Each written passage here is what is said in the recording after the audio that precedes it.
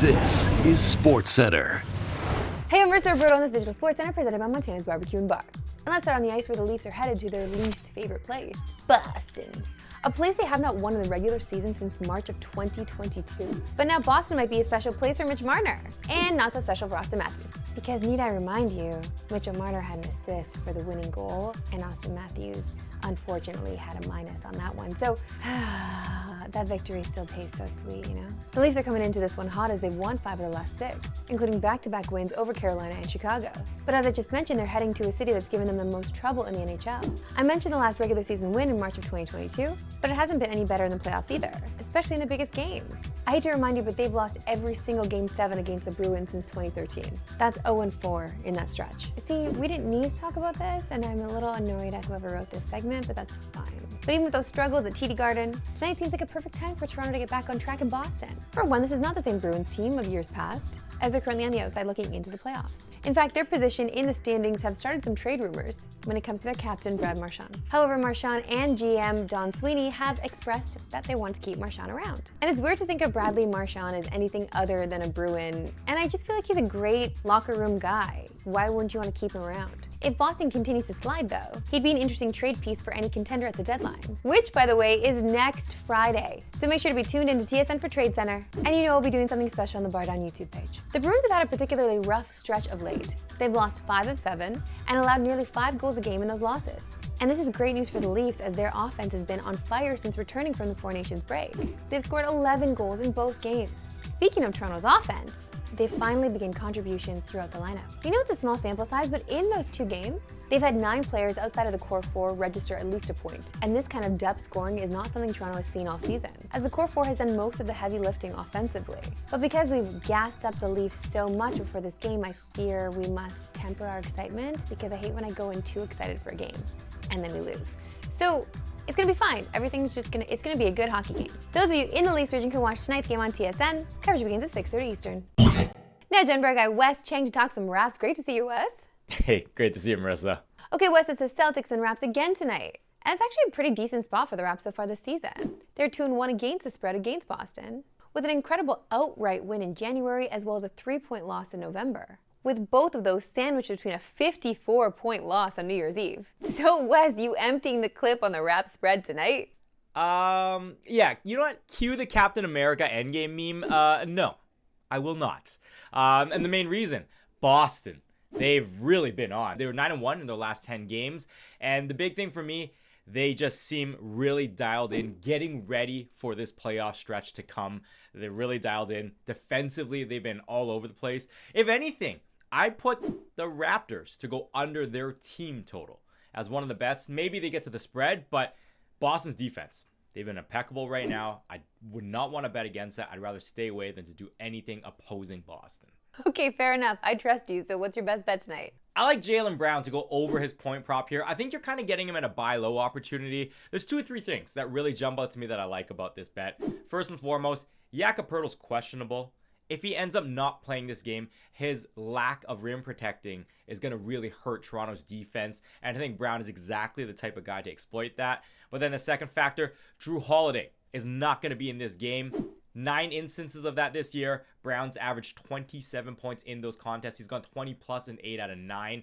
And then last but not least, even though he's had some soft games against the Raptors, over the last 2 years, he's averaged 22 points against the Raps these past 2 seasons. I just think it's a great spot for Brown, especially given their current form. Wes Chang, a pleasure as always. Hey, thanks for having me.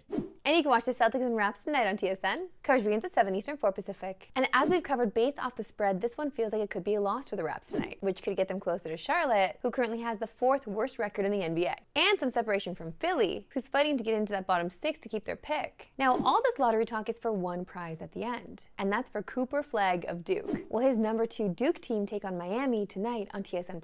So why not get hyped for March Madness and a potential future Raptor by double-dipping Raps Celtics with Cooper Flagg on TSN+.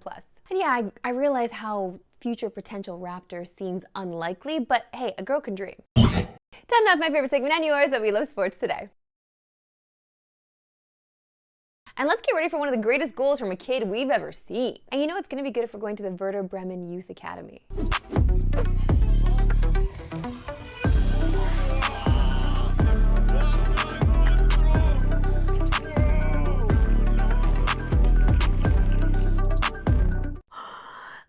Everyone's stunned.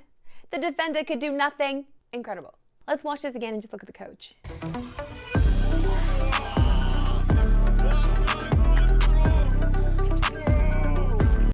Like, yep, head nod. What else can we do? Is that the next, what would we even say? Like, who's he gonna be next? I don't know. TSN continues to celebrate Black History Month. All throughout February, we will honor and recognize athletes who continue to break barriers and fight for equality both inside and outside of sports. Here's Jermaine Franklin on Willie O'Ree and his incredible story.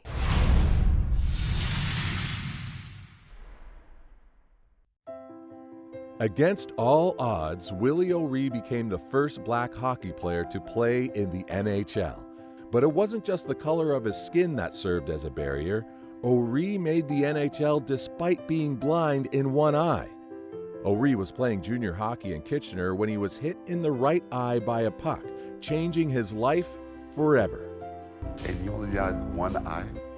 Imagine if he had two. But he never let it stop him from pursuing his dream. And somehow, the Fredericton, New Brunswick native kept his blindness a secret to the hockey world. On January 18, 1958, O'Ree made history when he was called up by the Boston Bruins, making his NHL debut in the Montreal Forum. What do you feel about it, Willie? Anything unusual? No, it was the greatest thrill of my life, I believe. Willie O'Ree will forever be known as a pioneer in the sport of hockey, but it took decades for him to receive the recognition he truly deserved. O'Ree continues to build his legacy as an ambassador for NHL diversity. He is a member of the Order of Canada, and O'Ree was inducted into the Hockey Hall of Fame in 2018. TSN celebrates Black History Month. I cannot believe he did all of that with only vision in one eye. How do you see the puck in his I don't, it's incredible what he has done. We should ask Sketch what day it is. Tuesday. And you know what that means. It's time for our Anytime Goal Scorer bet on FanDuel. And this one is a kind of emotional hedge for tonight because I'm going David Pastrnak to score against the Leafs at plus 125. Look, Pasta's no stranger to scoring against the Leafs. In 31 career regular season games against Toronto, he's got 22 goals, 18 assists, and 40 points. That's a 0.71 goals per game average. And he's been on a pretty good clip this month too. In 5 games in February, he's got 4 goals and 4 assists. Like, of course I want him to score, and I do love Pasta, but I'm gonna need to hedge emotional, and I think Leafs fans should do the same. And just a reminder, those of you in the Leafs region can watch tonight's game on TSN at 6:30 Eastern. That's it for me today. We'll see you back tomorrow at 3 Eastern. No Pacific! Have a good one.